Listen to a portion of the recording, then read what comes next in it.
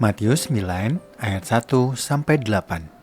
Orang lumpuh disembuhkan. Sesudah itu naiklah Yesus ke dalam perahu lalu menyeberang. Kemudian sampailah ia ke kotanya sendiri. Lalu dibawalah kepadanya seorang lumpuh yang terbaring di tempat tidurnya. Ketika Yesus melihat iman mereka, berkatalah ia kepada orang lumpuh itu, "Teguhkanlah hatimu, hai anakku, dosa-dosamu sudah diampuni." Mendengar itu, berkatalah beberapa orang ahli Taurat dalam hatinya, "Orang ini menghujat Allah."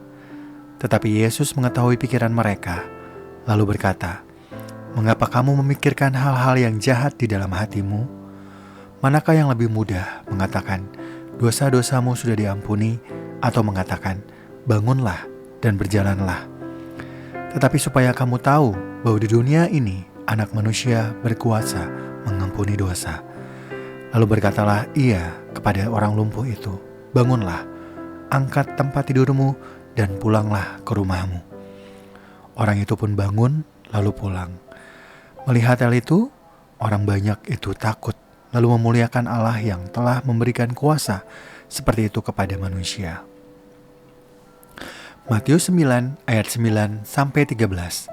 Matius pemungut cukai mengikut Yesus. Setelah Yesus pergi dari situ, ia melihat seorang bernama Matius duduk di tempat pemungutan cukai. Lalu ia berkata kepadanya, "Ikutlah aku." Matius pun bangkit dan mengikut dia. Kemudian ketika Yesus makan di rumah Matius, datanglah banyak pemungut cukai dan orang berdosa dan makan bersama-sama dengan dia dan murid-muridnya. Pada waktu orang Farisi melihat hal itu, berkatalah mereka kepada murid-murid Yesus, "Mengapa gurumu makan bersama-sama dengan pemungut cukai dan orang berdosa?" Yesus mendengarnya dan berkata, "Bukan orang sehat yang memerlukan tabib, tapi orang sakit. Jadi pergilah dan pelajarilah arti firman ini.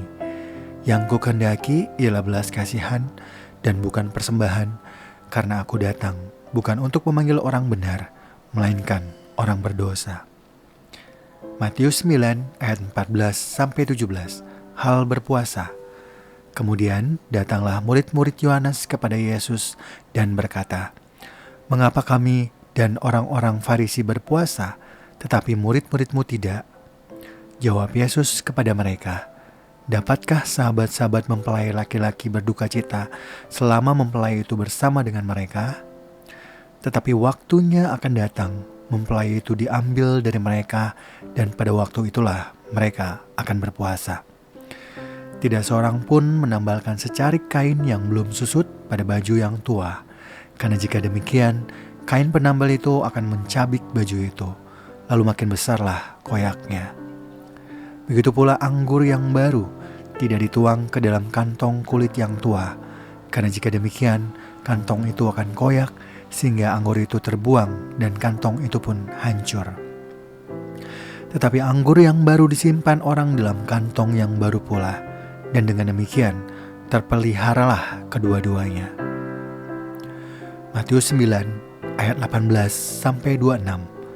Anak kepala rumah ibadat perempuan yang sakit pendarahan.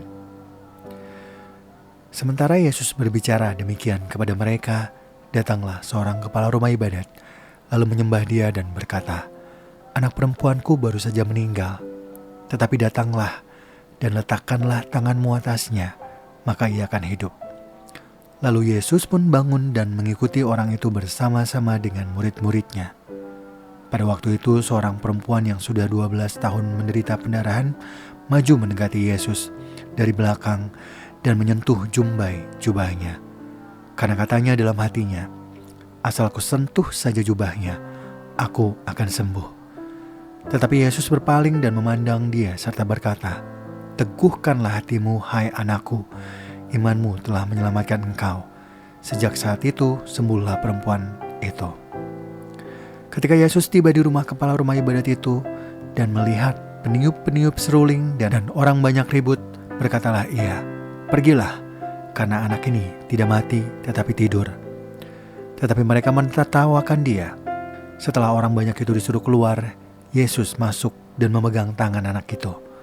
Lalu bangkitlah anak itu, dan tersebarlah kabar tentang hal itu ke seluruh daerah itu. Matius 9 ayat 27-31. Yesus menyembuhkan mata 2 orang buta. Ketika Yesus meneruskan perjalanannya dari sana, 2 orang buta mengikutinya sambil berseru-seru dan berkata, "Kasihanilah kami, hai anak Daud." Setelah Yesus masuk ke dalam sebuah rumah, datanglah kedua orang buta itu kepadanya, dan Yesus berkata kepada mereka, "Percayakah kamu bahwa aku dapat melakukannya?" Mereka menjawab, "Ya, kami percaya Tuhan." Yesus pun menyentuh mata mereka sambil berkata, "Jadilah kepadamu menurut imanmu." Lalu meleklah mata mereka. Kemudian Yesus dengan tegas berpesan kepada mereka, "Jagalah supaya jangan seorang pun mengetahui hal ini." Tetapi mereka keluar dan memasyurkan dia ke seluruh daerah itu. Matius 9 ayat 32-34. Seorang bisu disembuhkan. Sementara 2 orang buta itu keluar, dibawalah kepada Yesus seorang bisu yang kerasukan setan. Setelah setan itu diusir, orang bisu itu dapat berkata-kata. Lalu heranlah banyak orang, katanya, "Yang demikian belum pernah dilihat orang di Israel." Tetapi orang Farisi berkata, "Dengan kuasa pemimpin setan, ia mengusir setan." Matius 9 ayat 35-38. Belas kasihan Yesus terhadap orang banyak. Demikianlah Yesus berkeliling ke semua kota dan desa. Ia mengajar dalam rumah-rumah ibadat mereka dan memberitakan Injil Kerajaan Surga serta menyembuhkan orang-orang dari segala penyakit dan kelemahan. Melihat orang banyak itu, tergeraklah hati Yesus oleh belas kasihan kepada mereka, karena mereka lelah dan terlantar seperti domba yang tidak mempunyai gembala. Lalu katanya kepada murid-muridnya, "Tuaian memang banyak, tetapi pekerja sedikit. Karena itu mintalah kepada Tuan yang mempunyai tuaian, supaya ia mengirimkan pekerja-pekerja untuk tuaian itu."